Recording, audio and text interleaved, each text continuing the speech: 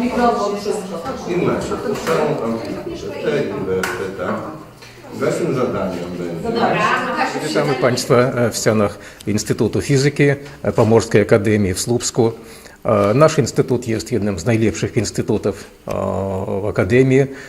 Nieduży.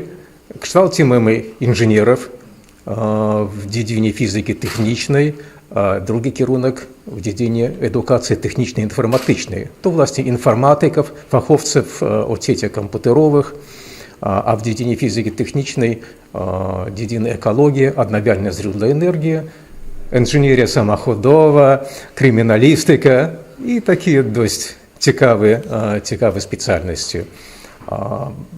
Zachęcamy do studiowania u nas.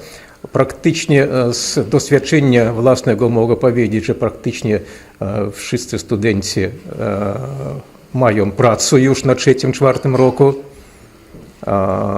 i potem zatrudnieniem mniejsze mają kłopoty niż fachowcy z innych specjalności i z innych wydziałów. Czego oczekujecie po takich porozumieniach ze szkołami średnimi? Tutaj My oczekujemy, że u nas będą bardzo ciasne kontakty i to pomoże, może być, tak zorientować uczniom w ich specjalności, w ich przyszłej karierze.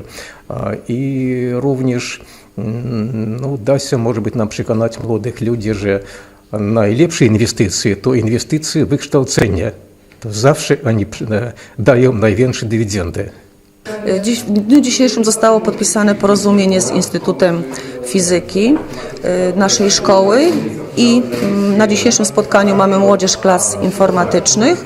Młodzież ta realizuje program nauczania z matematyki i z fizyki w zakresie rozszerzonym i chcemy nawiązać tą współpracę po to, żeby zobaczyli naocznie, jak wygląda Instytut Fizyki, co im może w przyszłości przynieść, żeby zajęcia warsztatowe odbywały się tutaj na Akademii, jak również zajęcia laboratoryjne.